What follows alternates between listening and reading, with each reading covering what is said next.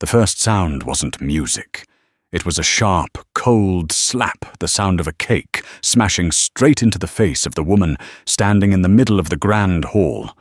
White frosting exploded everywhere, splattering across her elegant coral dress like messy paint on a violated canvas. For one breathless second, the room of more than 200 people went silent. Then laughter erupted. It spread like an oil spill, starting with a few muffled giggles before swelling into full-blown laughter beneath the crystal dome of the Langford Museum of Contemporary Art.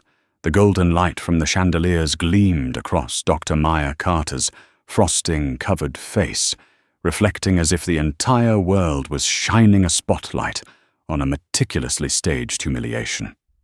At the far end of the room, Avery Langford, the host of the gala, 29 years old, golden curls cascading over her shoulders, her red satin gown clinging like fire, smiled. It wasn't a smile of joy. It was the smile of a victor. She lifted the empty plate and said clearly, "Money doesn't buy class, Dr. Carter." A wave of murmurs rippled through the crowd, followed by a few nervous chuckles. A man coughed, then laughed too, as if afraid that silence would make him the enemy. Maya stood still as a statue in the middle of a storm of laughter. Frosting dripped slowly from her jaw, cold and sticky, landing on the marble floor in small white dots. A young waiter saw it happen. His hand trembled around the tray of champagne flutes, wanting to step forward with a napkin, but one glance from his supervisor's icy eyes stopped him.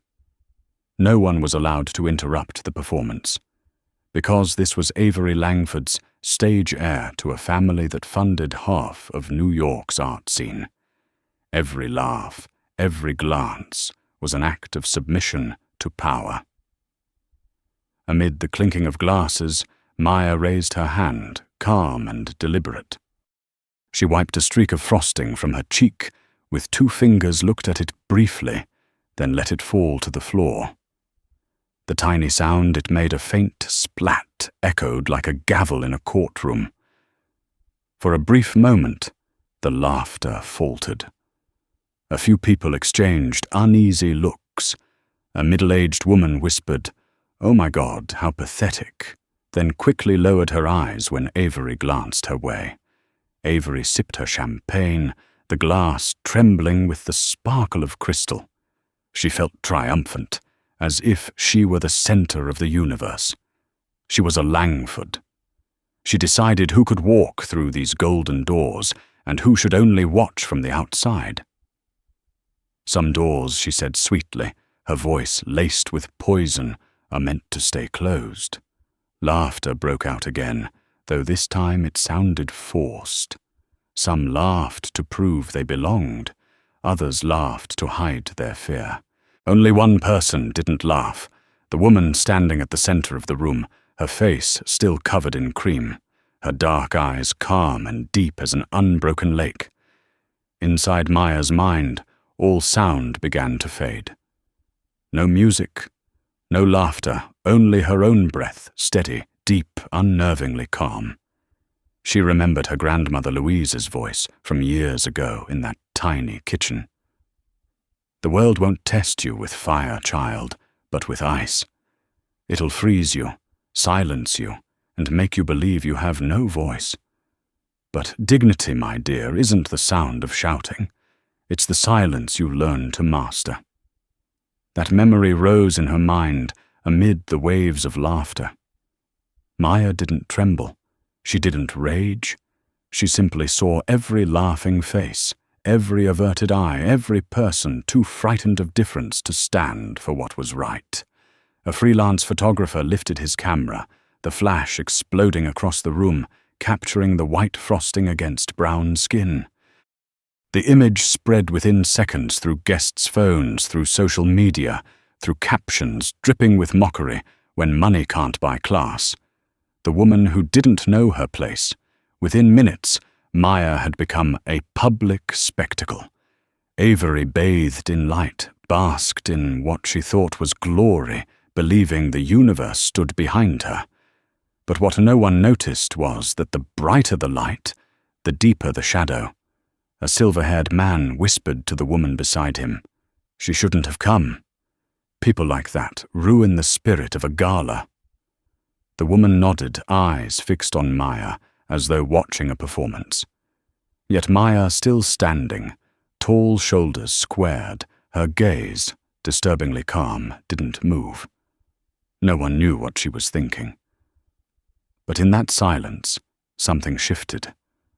A gust of air swept through the grand doors as a waiter passed, stirring the white drapes and making the candles flicker. The tiny flame, small but steady, reflected in Maya's eyes. No one heard her whisper to herself, "Keep laughing. Soon you'll be silent." Avery turned, her smile widening, thinking she had won. But in truth, she had just declared a war she couldn't imagine. The violin in the corner faltered offbeat, trembling, then fell quiet. The air thickened like smoke. The laughter, once loud and cruel, grew tired, strained. And Maya, in her coral dress, now streaked with frosting, stood still, like the calm eye of a storm. A storm without thunder, without lightning, waiting for its moment to strike. As the lights shifted to a soft amber glow across Avery's face, no one realized that the play of power had changed directors. The humiliated woman remained the same, but from that moment on the stage, no longer belonged to Avery Langford. It quietly, irrevocably belonged to the woman standing in the center of the light doctor, Maya Carter. The music slowly returned, as if to hide the unease that had settled over the room. But no one was really listening. The sound of the violin wavered awkwardly, distorted in the thick air, heavy with champagne perfume and an unspoken sense of shame. The Langford City Arts Foundation Gala had been dubbed the event of the season, a place where power dressed itself in elegance and called it art. From the high ceilings of the Langford Museum of Contemporary Art, crystal chandeliers cascaded like golden waterfalls, their reflections shimmering across the marble floor, where hundreds of expensive heels met in rhythm. It was more than a party. It was a ritual of status, where people came not just to celebrate, but to prove they belonged to a higher realm. Avery Langford understood that better than anyone. She was the 29-year-old hostess of the evening, the last heir of the Langford dynasty, a family the city regarded as the embodiment of inherited grace. Her family had donated art collections to this museum, funded the conservatory, even purchased lampposts along Fifth Avenue to have their name engraved in gold. Avery wasn't merely born into light, she believed she was the light itself. And tonight, she had an audience. Bankers, tech magnates, tycoons, politicians all orbiting her like planets around the sun. In Avery's hands lay soft power, the power to define who belonged and who didn't. But at that moment, as she watched Maya Carter standing still, not crumbling, not protesting, simply silent, with that unnerving calm, Avery felt something she couldn't name. Discomfort. She had thrown the cake she had made, the crowd laugh, yet the woman didn't break. That composure was a mirror reflecting Avery's own emptiness, and it made her furious. How dare she stand there like that, Avery thought. Maya was supposed to leave, to flee, to bow her head. But she just stood there quiet and composed, and suddenly everything felt out of place. The anger inside Avery didn't flare like fire. It was cold, hard, and sharp as glass. Around them, the elite guests tried to resume their conversations, pretending nothing had happened. An older man poured himself more champagne and said she shouldn't have been here in the first place. The Langford Gala is tradition, not a playground for newcomers. The woman beside him nodded slightly, her tone light but venomous. Money can buy a seat at the table, but it can't buy a pedigree. A few dry chuckles followed, mingling with the clinking of crystal. No one dared look directly at Maya, yet every gaze still followed her, half curious, half afraid, like watching a creature they didn't understand. Maya stood still, her eyes slowly scanning the room. Her heartbeat was steady, every breath intentional. Under the reflection of the chandeliers, the white frosting on her brown skin no longer looked like humiliation, but like the war paint of a warrior before battle. What she felt wasn't shame, but a quiet energy, heavy and dense, like a storm gathering its clouds. She recognized the faces before her, tycoons who had signed contracts with her investment firm, bank executives who had once begged for her funding, and a few who had greeted her warmly in the hallway only hours earlier. Now they looked away, pretending not to know her, and Maya saw them clearly for what they were, the true face of high society, smiling at power, but turning away from dignity. Across the room, Avery was surrounded by her circle of friends.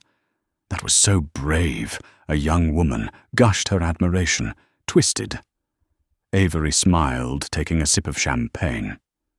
Someone has to teach them their limits, right? The group laughed, their voices chiming like silver bells. She tilted her head, her golden hair cascading over one shoulder, her smile radiant under the lights. But in her eyes flickered the cold gleam of someone convinced she was preserving the order of the world. An elderly waiter watched the scene and shook his head. He had worked at the Langford Museum for 30 years. He had seen countless galas, hollow toasts, and empty laughter. But tonight felt different. There was something in the black woman's silence that unsettled him. Not fear, but awe, because where others saw humiliation, he saw power. Avery stepped into the center of the hall, her heels striking the marble like the drumbeat of a declaration. "Let's not let the mood drop," she called out. "Tonight is a celebration. Let's raise a glass to those who know their place." The crowd laughed again, but this time the laughter came out uneven, dry. Avery lifted her glass, champagne shimmering in the light, then glanced toward Maya. Their eyes met. For a fleeting moment, Avery felt stripped bare, seen through fragile. But she quickly masked it with a cold smile. She couldn't afford to appear weak before her audience. Maya simply looked back. No anger, no hate. Just the gaze of someone who had been tested too many times to be shaken now. She had sat at too many tables where she was called a quota face, the token of diversity, used to decorate a company's image. She had heard every veiled insult, shaken every icy hand. But never before had someone thrown a cake at her. And strangely that made her smile, because public humiliation is a confession proof that she had made them afraid. When the laughter swelled again, Maya bowed her head slightly, as if in gratitude. The gesture made Avery freeze. She didn't understand.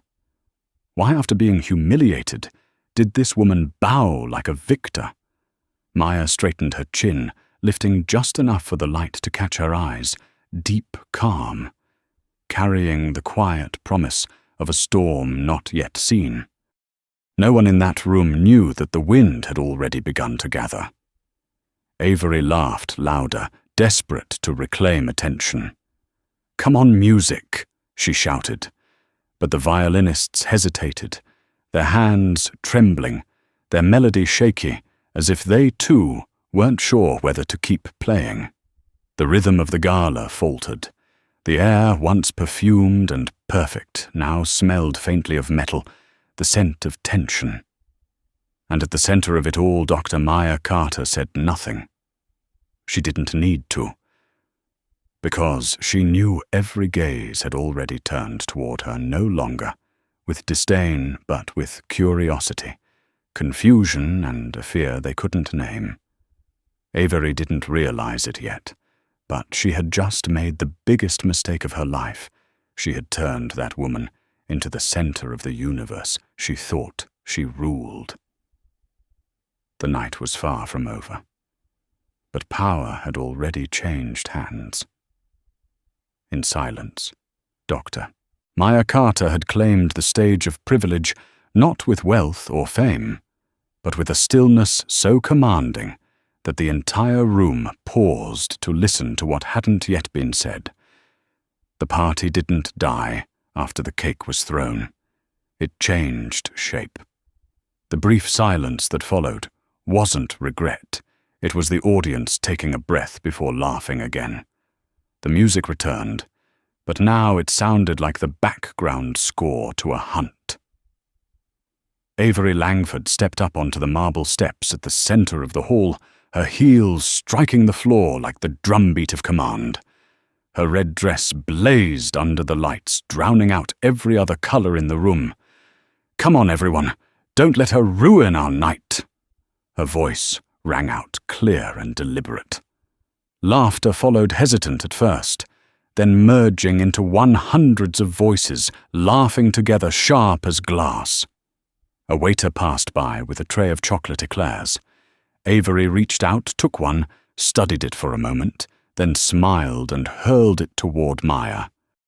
The pastry fell splitting apart on the floor, splattering chocolate cream across the hem of Maya's coral dress.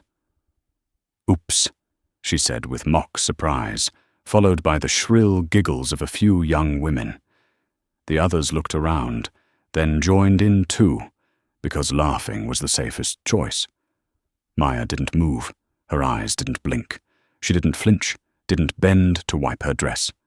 Instead, she looked directly at Avery, a calm, unwavering gaze, so steady it became unsettling, as if her composure itself was an accusation. Avery felt it, and she hated it. She hated that look, the way it pierced through the layers of luxury, through her titles and lineage, straight into the hollow space beneath her pride. She laughed louder, trying to drown out the unease rising inside her chest. "You know, Dr. Carter," Avery said sweetly, "coral is a very hard color to clean." She took a sip of champagne, then placed the glass on the waiter's tray, adding with a smirk, "Maybe next time you should wear black. It suits you better." The room erupted in laughter. It echoed under the vaulted ceiling, like applause in a theater where the main character had just been humiliated. In the corner, a middle-aged man pressed his lips together tightly. Harold Pierce, the bank director, who had signed a partnership with Carter Global Holdings only a few months earlier, knew exactly who that woman was. She wasn't some random guest who'd bought a ticket to the gala. She was someone powerful enough to shake the financial markets if she chose to. But he didn't step forward. No one did. Because in a forest of gowns and tuxedos, silence was the safest currency. A young influencer in a high-slit dress lifted her phone and camera on, whispering excitedly into the lens. "You won't believe this, guys. There's huge drama at the Langford Gala." She panned her phone toward Maya, then back to Avery, grinning wide. "This is why I love these events. The world really only has two kinds of people, those who have power and those who think they do." The views climbed by the second. No one in the hall realized that humiliation had just become global entertainment. Avery relished it. She felt a rush, as if every laugh was proof of her dominance. She turned back to the table, picked up a pale pink macaron, let her fingers glide across its crisp shell, then flicked it toward Maya like tossing a coin of favor. The cookie shattered against the coral fabric. "That one matches better," Avery said softly, her tone airy but dripping with venom. The room laughed again. The sound dragged on, looping over itself until it lost all rhythm. Amid the laughter, Maya breathed slow, steady, each breath a quiet count. 1, 2, 3. She didn't need to react. The whole room was condemning itself. Her gaze drifted over every face, the businessmen who had once shaken her hand, the investors who had called her a symbol of innovation, the women who had written to thank her for scholarship funding. Now they looked down, pretending to pour drinks, smiling awkwardly. Maya saw everything. But instead of pain, what she felt was clarity, cold and sharp. Avery continued her performance. She stepped closer, her heels slicing through the air with every step, stopping just an arm's length away. "Look at her," she said loudly, addressing the crowd. "A guest who thinks money can buy everything. But there are things you'll never buy, Dr. Carter, blood heritage and grace." Her voice stretched, each word dripping with pride. She lifted her chin like a queen, lecturing a commoner. Maya said nothing. She only looked. And that look didn't resist it illuminated. It made everyone in the room feel bare, exposed. A young woman among the guests whispered, "This is going too far." But her friend pinched her hand sharply. "Shh! Do you want to lose your invite next year?" And so silence returned. Avery lifted her glass, swirling it. The champagne bubbles glimmered like tiny crystals. She raised the glass high and called out, "A toast to those who know their place." A few clinks followed, but the sound was hollow. A man forced a laugh and turned away. A woman glanced at Maya, hesitation flickering in her eyes before she, too, looked down. The music still played, but the melody was offbeat now. The joy felt heavy, artificial, like everyone quietly realized the line between fun and cruelty had been crossed. Avery didn't notice. She kept smiling, believing the crowd was still on her side. She didn't know that every camera in the room was now pointed at Maya. They aimed to capture a victim, but instead they caught something else, a woman standing firm, straight, and still as stone. She wasn't consumed by humiliation. She was reflecting the light through it. At the edge of the hall, Harold Pierce set his glass down and murmured to the man beside him, "Miss Langford has no idea who she just provoked." The man frowned. "Who is she?" Harold looked at Maya again, his eyes seeing the city's future written in her silence. "She's the kind of person who, if she wanted, could bring us all down at once." Amid the music and laughter, Maya drew a long, steady breath. She didn't know that at that very moment her calm gaze amidst chaos would become an icon. The photograph of her face, streaked with cream, standing in quiet dignity, would flood the news by morning. But tonight, before the world saw it, Maya already knew one thing: the storm was coming, and it bore her name, Dr. Maya Carter. The laughter slowly faded, like a wave retreating from the shore. But instead of leaving peace behind, it dragged something heavier with it, a thick, tense silence, like the air before a storm. Dr. Maya Carter still stood there, surrounded by a sea of gowns and tuxedos, bathed in expensive perfume and blinding light. She was covered in cream, yet she was the only one not trembling. She didn't bow. She didn't wipe her face. She didn't speak. She simply inhaled deeply and exhaled slowly, as if each breath was containing a fire that longed to erupt. But Maya was not a woman of explosions. She was a woman of endurance, of power, forged in the deepest kind of stillness. In her mind, the crowd's laughter grew distant, as if it belonged to another world. Every laugh, every stare, every pastry thrown became faint images etched into memory, cold needles pricking her consciousness. Yet strangely, none of them pierced her. She already wore armor woven from willpower and memory. A memory surfaced. Her grandmother Louise's small kitchen, the smell of cornbread and flour thick in the air. Her voice low and raspy, but warm as an old blanket. The world will not test you with fire, but with ice. It will try to freeze you, make you believe silence is defeat. But sometimes silence is the greatest power, because it forces others to hear themselves. Maya hadn't understood those words until now. She stood in that grand hall, and everything became clear. The world around her seemed to slow as if time itself stepped aside for her to observe. Every face, the social friends, the financial partners, the flattering smiles appeared under the lights like cracked masks. She saw the fear in their eyes, not fear of her, but fear of being cast out from the circle of power they worshipped.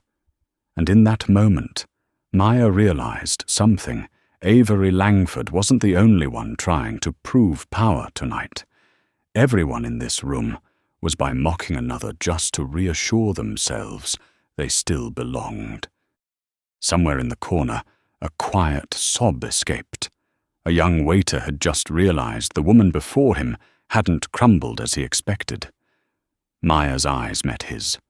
No words were exchanged, but that single look told him he was seen, that in this entire room someone still recognized his humanity.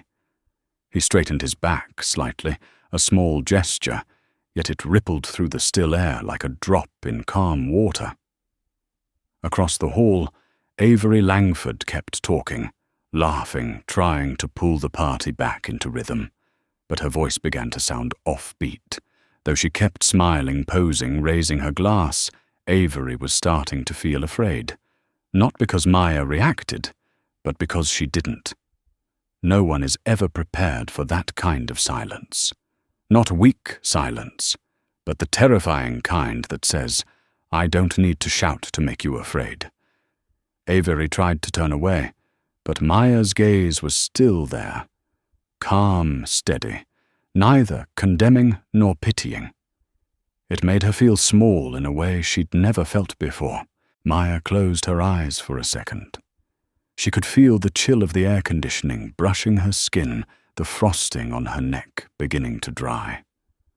The white stains on her dress had hardened heavy and clinging. But she didn't rush to clean them, because every mark was evidence proof that she had endured, that she had stood still and let the world expose itself. She thought to herself, they think they're staining me, but really they're painting their own portrait. The music shifted. A soft waltz began to play an attempt to rescue the mood. A few couples stepped onto the floor as if pretending could erase what had just happened. But pretending always has limits. An older man whispered, "She's still standing there." And the woman beside him replied, "It's frightening, isn't it?" No one defined what was frightening Maya's silence, or the guilt creeping into their chests. She opened her eyes. Everything looked the same. The golden lights, the glassware, the powdered faces, the forced laughter. But inside her the world had changed. She realized she wasn't the powerless one in the room. She was the only one still in control. And that was a kind of power they would never understand. Maya didn't seek immediate revenge. She knew that retaliation born of impulse was the act of the small, the truly powerful wait until their enemies build their own noose out of silk. And that night, she began to wait. The chandelier light scattered across the ceiling, reflecting in thousands of tiny sparks. She lifted her gaze, imagining each spark as an opportunity. She had come from nothing, from small classrooms in southern Atlanta, from the cracked hands of her grandmother Louise, all the way here, standing among people who believed they were born above her. And now they had proven the opposite. They needed to humiliate others just to feel tall while she only needed to stand still. And a guest, an older white businesswoman, approached Avery, smiling faintly. "You should stop, dear. It's losing its charm." Avery froze, her smile stiff. "She's just playing the victim, Aunt Evelyn." "No," Evelyn said slowly, her gaze fixed on Maya. "She's rewriting your play." The words fell like a stone into still water. Avery turned away, forcing a smile, but her hands had begun to tremble. Maya drew another breath, slowly, straightening her dress. No one helped her. No one spoke. But in the silence, everyone was watching. For the first time that evening, the light seemed to shine on only one person. Not Avery, not the billionaires, but the woman in the stained coral dress, standing firm as if the very ground was holding her up. Inside Maya, something shifted. Not anger, resolve. She knew she didn't need to shout, didn't need to strike back with words. She only had to wait. Because truth always arrives late. But when it does, it carries the full weight of justice. She pressed her lips together, her eyes glinting softly, like a blade resting quietly in its sheath. Everything the world had witnessed tonight, the laughter, the humiliation, the cake, the silence, would become evidence.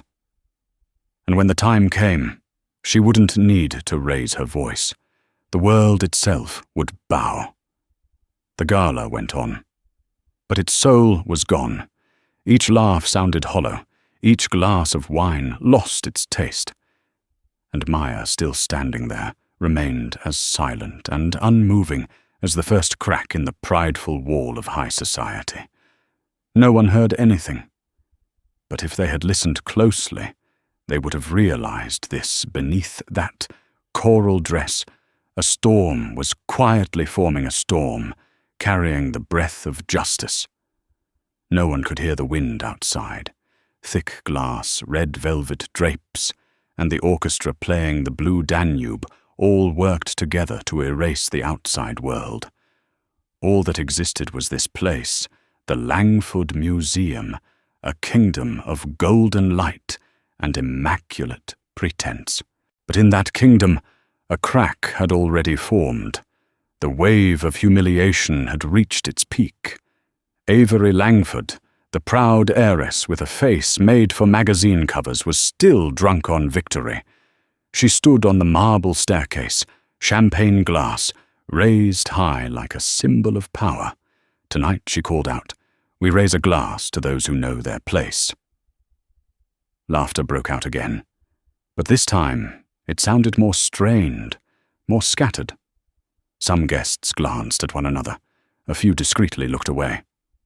Because in that blazing golden room, everyone was beginning to feel it. Something was wrong. Dr. Maya Carter still did not move. She did not laugh, did not cry, did not leave. She simply stood there in the light, in the music, in the middle of the storm. The frosting was drying on her skin, clinging to her neck and shoulders like a white mask. Yet beneath it, another face was emerging, the face of someone ready to shift the axis of the room with a single movement. Then it happened. Just one small gesture, but enough to stop the world. Maya raised her hand. Not quickly, not shakily, but slowly, precisely like a judge about to deliver a verdict. The laughter died away. One guest stopped drinking. Another stopped chewing. Glasses touched mid-air with a thin, cold chime like a warning bell. The entire room froze. Because no one knew what she would do. No one understood what this gesture meant. Maya extended her fingers, her palm facing the crowd, a sign of order in the middle of chaos.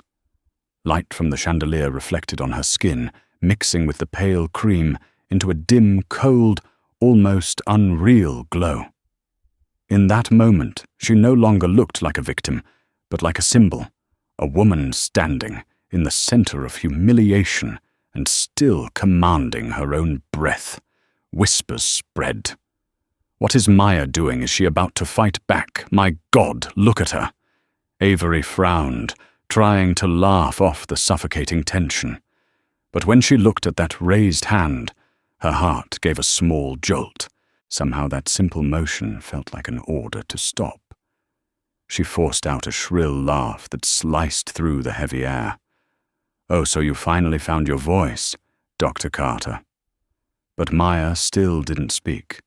She simply lowered her hand, a little slowly, wiped a streak of cream from her collarbone, and let it fall. The tiny splat rang out like a hammer blow in the silence. The whole room locked up. A woman drew a sharp breath. A man dropped his phone to the floor. And for the first time that entire gala night, it was Maya, not Avery, who held the room in absolute silence. She parted her lips, and her voice emerged, not loud, but so clear that every syllable seemed to slice the air in two. "Are you sure you want to do this, Avery?" There was no anger in that question. It was not a threat, not a plea. It was a warning, simple, steady, carrying the weight of someone who knew exactly what would come next. Avery lifted her chin, hiding her confusion behind a brittle laugh. "Do what exactly? I am just reminding everyone that not everyone belongs here." Her voice shook slightly at the end, just enough for Maya to notice. Maya's eyes never left her. It was a long, heavy, unblinking gaze. It made Avery feel stripped bare under the lights. In that instant, she no longer saw Maya as the woman smeared with cream, but as a mirror reflecting everything she feared most. Her weakness, her pretense, her insecurity wrapped in power. Avery swallowed hard. Who do you think you are to dare Maya cut her off with nothing more than a slight tilt of her head? Not with words, but with a silence so absolute that Avery actually stepped back half a pace. In the crowd, murmurs began to stir. Wait, did she just say Avery? She knows Miss Langford. The way she talks, she sounds like someone with real power. Those whispers spread, quickly droplets of doubt, falling onto the polished surface of the evening. There was no more laughter. The music faltered. Even the violinists hesitated, their bows halting mid-stroke.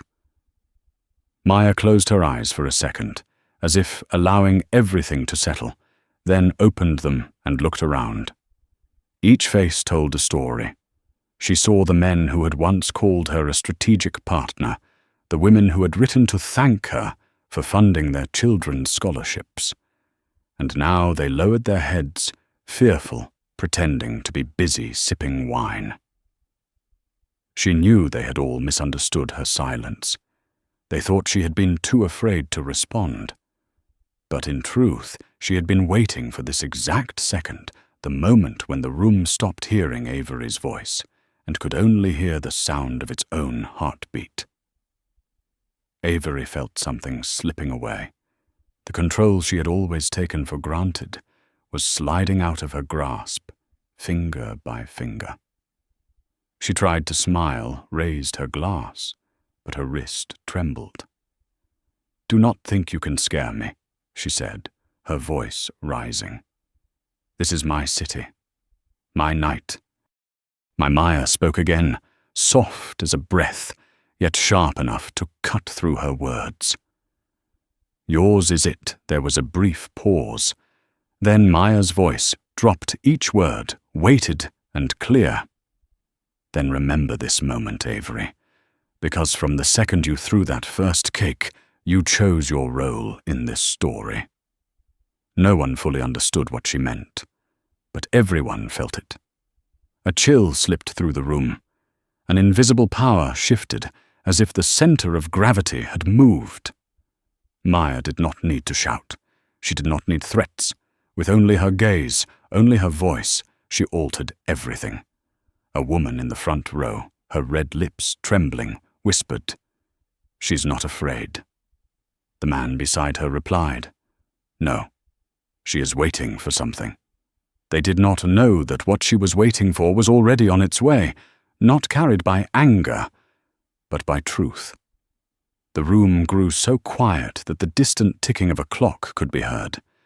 Avery looked around, searching for supportive eyes, but every gaze slipped away from hers.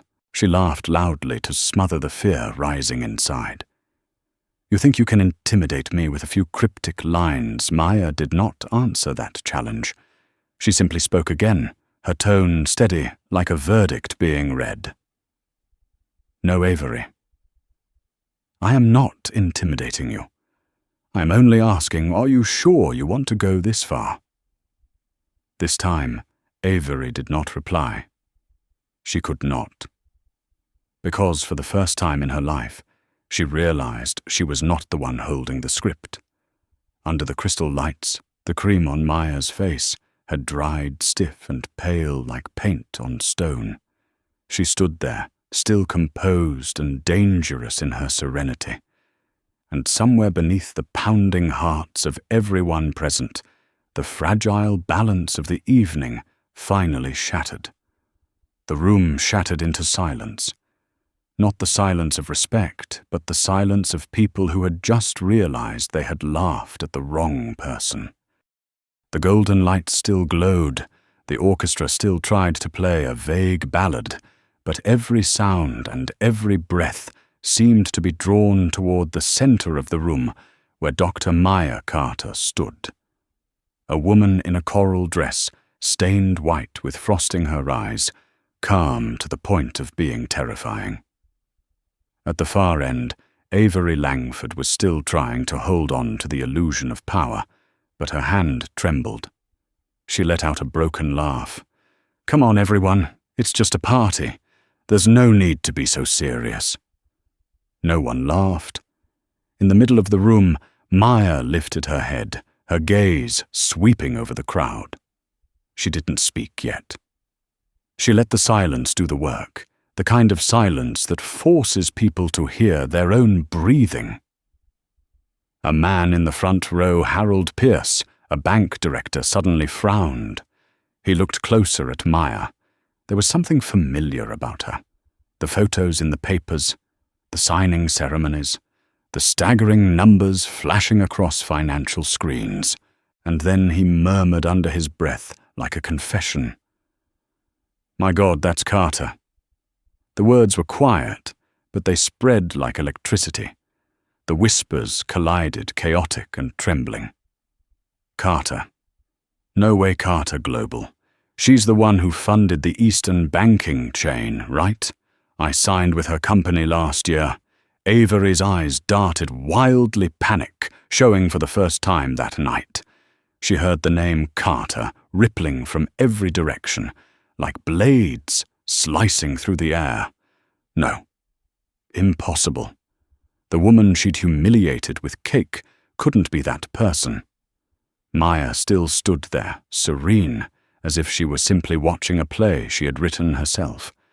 Her gaze swept across the room, and wherever it landed, eyes dropped. Without a word, she made an entire room bow. She took a step forward. Her heels touched the marble floor with a soft click, small, but in that silence it sounded like thunder. Then her voice rose low and steady, not loud, but carrying through every corner of the hall. "Some of you in this room," she said, "have signed contracts with me, without even reading them." A breath caught somewhere in the crowd. "Some of you," she continued, "receive quarterly dividends from companies I own. And a few of you." She paused, her eyes settling briefly on Harold Pierce, whose forehead was slick with cold sweat. "Borrowed money from the fund I personally control." The air broke open into a silent explosion. No one spoke, no one moved. Only the sound of hearts pounding faster filled the void. The masks came off in an instant, revealing the raw truth beneath the woman they had mocked for the past hour was the one holding the financial strings wrapped around every neck in that room. Avery let out a weak laugh. You're joking, right?" Maya turned her head, her expression calm, her eyes unreadable. "I don't make jokes about power." Several guests began pulling out their phones. They searched the name, Dr. Maya Carter, and the screens lit up instantly with headlines, "Carter Global Holdings, the woman behind a $4.2 billion investment network. The most powerful black CEO of the decade. The billionaire behind the nation's largest tech and infrastructure fund." Each headline was another blade cutting into Avery's pride. She stepped back, her mouth dry. The people who had laughed with her moments ago now stepped away, afraid even her shadow might stain them. Maya continued speaking her words, deliberate and heavy, as they fell to the marble floor. "Miss Langford, do you remember that cake you threw away?" Avery swallowed hard. I won't throw anything back," Maya said. "I don't need to. I just have to remove what your family is standing on." A wave of whispers rippled through the crowd. A young man gasped. "She's talking about the foundation." A woman shook her head, her voice trembling. "No, that can't be.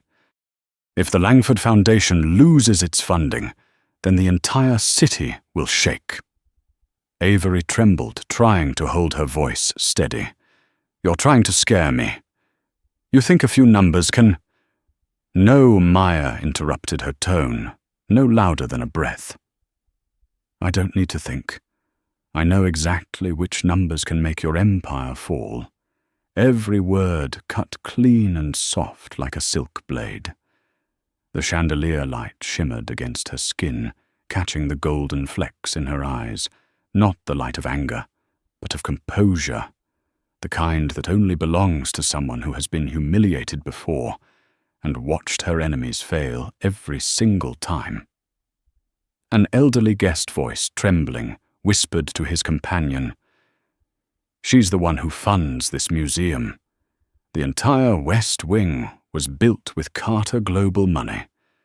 "You mean, I mean Avery just threw cake at the woman who paid for her stage." The words hit like a bullet through the fragile silence.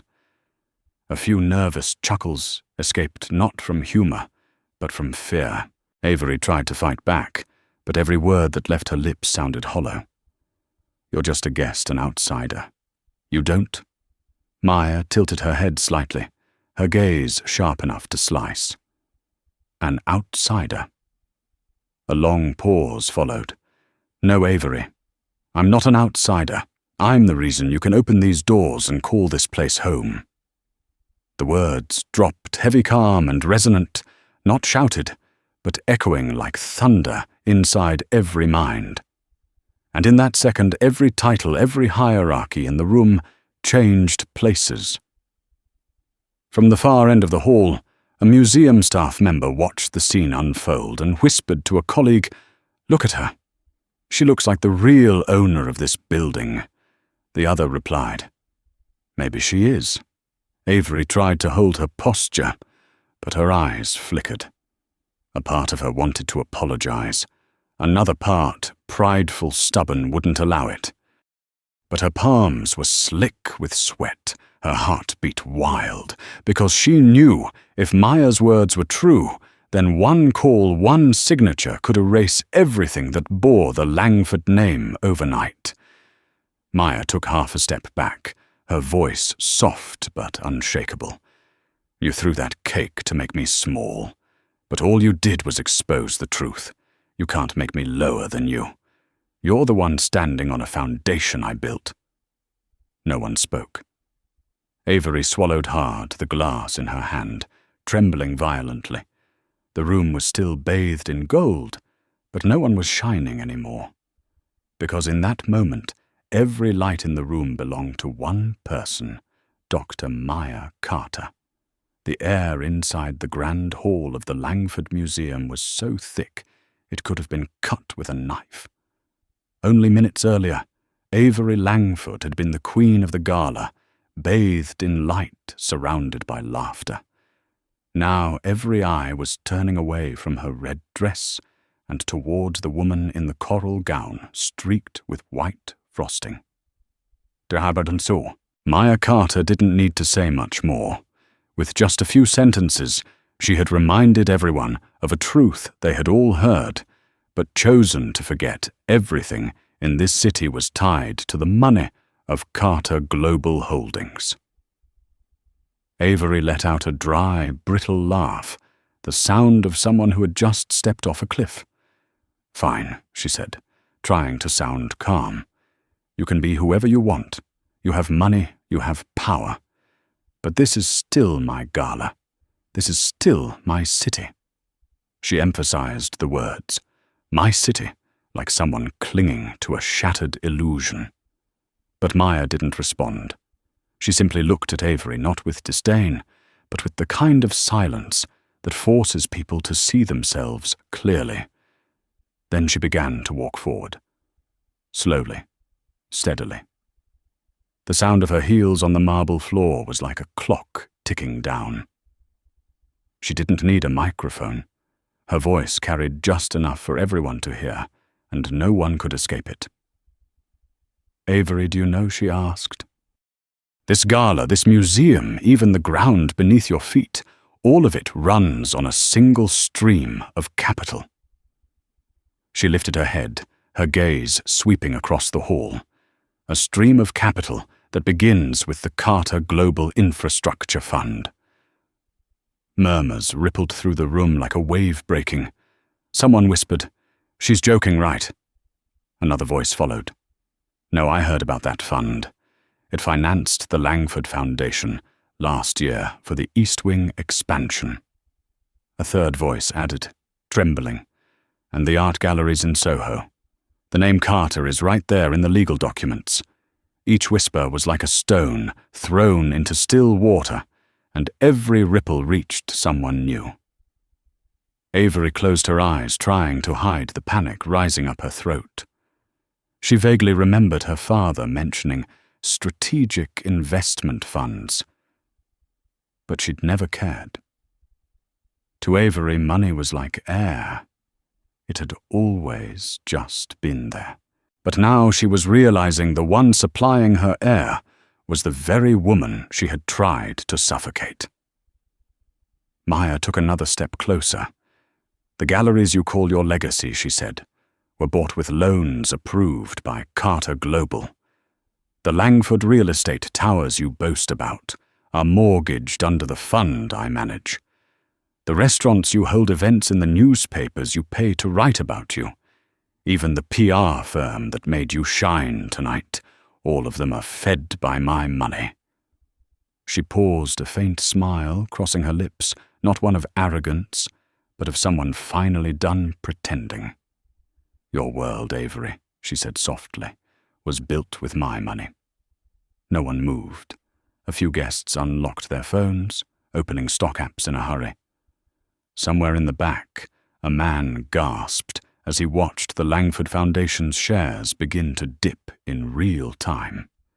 No one knew how the news had spread so quickly, but they all knew this when Carter Global moved. The markets trembled. At the edge of the room, Aunt Evelyn Avery's patron and family elder turned to her niece, her voice cold as steel. "Avery, you have no idea what you've just done." Avery shook her head, eyes glistening. I just wanted her to know her place." "She already knows," Evelyn said. "But you don't." Maya turned back to the crowd. Her gaze was no longer fixed solely on Avery. It swept across everyone. "In this room," she said, her voice calm, "but cutting many of you think you're the center of the universe. But you're not. You're the orbit. You move around resources without ever asking who really controls the gravity." She raised her hand, palm open, as if holding the entire room within it. "Tonight, let me remind you." The air grew heavy. Somewhere in the back, a glass shattered the sound of fear. Avery stumbled backward, her lips trembling. "You can't do this." "My family, we built this city," Maya nodded slightly. and I paid the bill for every brick." The words dropped like a blade.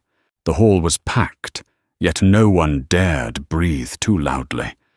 A woman reached up to touch the pearls around her neck, as if they could protect her from the truth now hanging in the air. Maya stepped closer until she stood just half a meter from Avery. Her voice softened low and deliberate like a judge before delivering a verdict. "You think money buys class? But class isn't found where money begins. It's found where people choose to stop. One breath. And tonight I choose to stop." The words were simple, but they carried the weight of $4.2 billion, balanced on the threads of financial networks connecting dozens of institutions.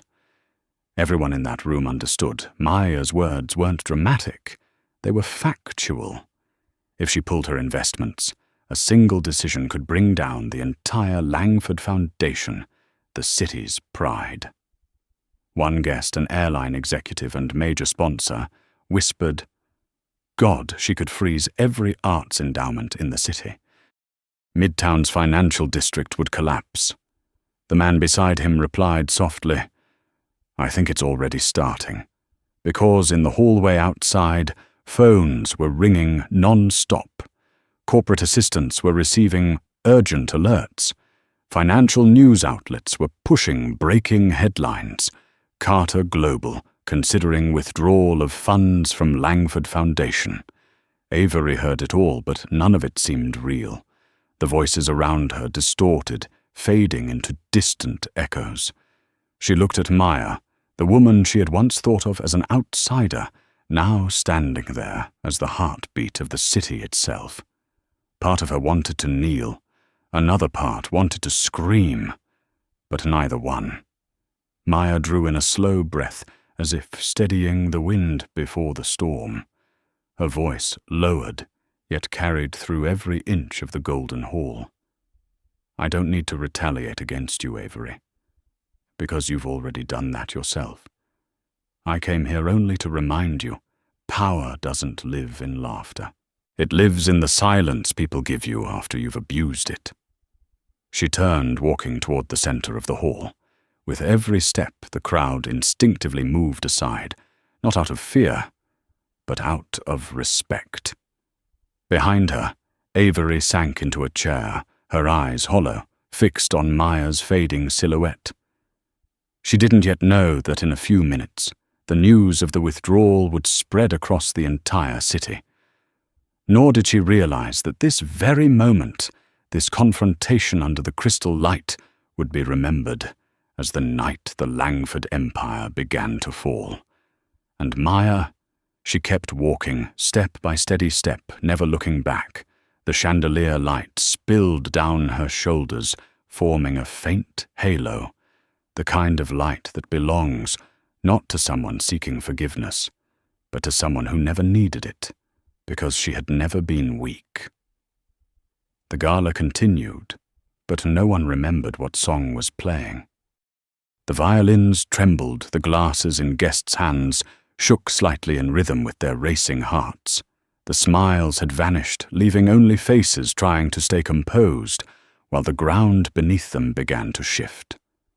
Avery Langford sat on the marble steps, still holding her champagne glass, not realizing the liquid was spilling through her fingers. Beside her stood Aunt Evelyn, her face pale, her voice low and gravelly. "Avery, you must apologize to her." "Right now?" Avery shook her head, her lips quivering. "No, I can't not, in front of everyone." Maya Carter said nothing. She didn't need to. The entire room was already speaking for her, in bowed silence. Maya stood at the center beneath the crystal chandeliers, where the light converged like an artificial sun. The dried frosting on her coral dress shimmered silver resembling armor. She raised her hand slowly, brushing away the last trace of cream from her neck, as if wiping off the final remnant of humiliation. Her voice rang out, not loud, but echoing deep in every chest. "You asked me who I think I am. She paused, letting her eyes move across the hall, meeting the glances of those trying to look away. I am the one who funds the Langford City Arts Foundation. I am the one behind the loans that keep this museum alive. And I am the one who, with a single signature, can erase the entire Langford empire from the financial map of New York. The air thickened. A single drop of champagne fell onto the marble floor, sounding like a clock striking the end. Avery shot to her feet. "You wouldn't dare!" she shouted, her voice cracking. "You can't do that. This is my father's legacy. This is our city." Maya looked at her for a long moment, then nodded once. "Yes, it was your father's. But it's not yours anymore." And then she said the sentence that would change the course of the night's history.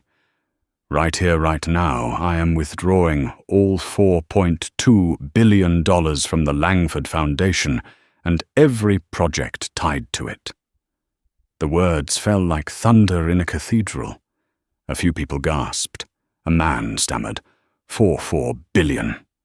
The woman beside him stepped back, her hand trembling at her throat. "If that funding disappears, they'll go bankrupt, the entire Arts Foundation. The museums, the theatres, not just that," another voice added. "The Langford real estate loans are secured by that capital. If it's withdrawn, the banks will repossess by morning." The murmurs swelled into a wave of panic. Avery's face went white. "No, you can't," she whispered, her voice breaking, as her feet stumbled back, as if the floor itself had given way. The glass fell from her hand, shattering golden foam, spreading across the marble like blood. "You can't destroy everything. This is my family's legacy." Maya looked down at her, not angry, not pitying. Her tone was cool, level like still water. "No, Avery. True legacy cannot be destroyed. Only illusions break this easily." The news travelled faster than breath. A guest pulled out his phone, his face turning pale. "The markets have already caught wind of it. Langford stock is down 6% in 3 minutes. Another gasped. My God, she actually did it. The chandelier light reflected off faces gone white as paper. Those who had laughed the loudest now trembled the most. They no longer saw Maya as the humiliated woman, they saw her as the judge delivering a verdict. A quiet panic began to spread. Some whispered urgently to their lawyers, others opened emails to check contracts. Financial assistants rushed out of the room murmuring, "Carter Global has pulled every dollar. The foundation's accounts will be frozen before sunrise. This is a financial domino collapse. One decision from her, and the entire Langford empire will crumble like sand." Avery still tried to resist. "You're destroying hundreds of families. You'll put thousands of people out of work," Maya replied, her voice steady, cutting softly like the final stroke of a blade. "I'm not destroying anyone, Avery. I'm simply withdrawing my funding from cruelty disguised as culture." She stepped closer, her gaze burning like fire trapped in stone. "You threw a cake to make me small, but tonight you've only made yourself smaller." A breath escaped from the crowd. No one knew if it was awe or fear. The hall quaked with the hum of vibrating phones, the rush of footsteps, the slam of doors opening and closing. But Maya stood still. She let the world panic around her, crashing like waves against rock. The light gleamed off the dried frosting, creating a strange luminous halo around her. A few photographers near the entrance managed to capture it.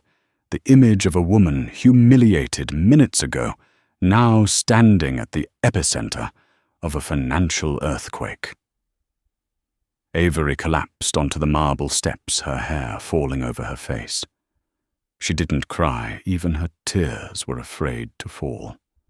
Everyone moved away from her, as if her downfall could spread like contagion. The same people who had toasted with her half an hour ago now slipped quietly out of the room, avoiding her eyes. Aunt Evelyn bent down, her voice breaking. "Avery, stand up." "I can't," Avery whispered, her voice hoarse. "I've lost everything." Maya turned, scanning the room. Every face, those who had laughed, those who had smirked, now bowed like guilty children. Her voice came slow and steady, not angry, but resonant like a declaration. "I didn't come here for revenge. I came to remind you all that power isn't in what you own. It's in how you choose to use it. And tonight I use mine to say that humiliation is not art, and cruelty is not culture." Silence. Then a single clap echoed from the far corner, the young waiter who had stood quietly since the start of the evening. The sound was small at first, then another joined, and another, until the applause spread across the room. Not because anyone dared to challenge Avery, but because their conscience at last had found air to breathe. Avery looked around, tears finally spilling down her cheeks. Maya only tilted her head slightly, a faint nod of acknowledgement. As she turned and walked toward the great doors, the crowd parted like a river before a ship. Everyone stepped aside, watching in silence. And through the flashes of cameras, through the shouts of reporters calling her name, Maya said only one thing: dignity is not for sale.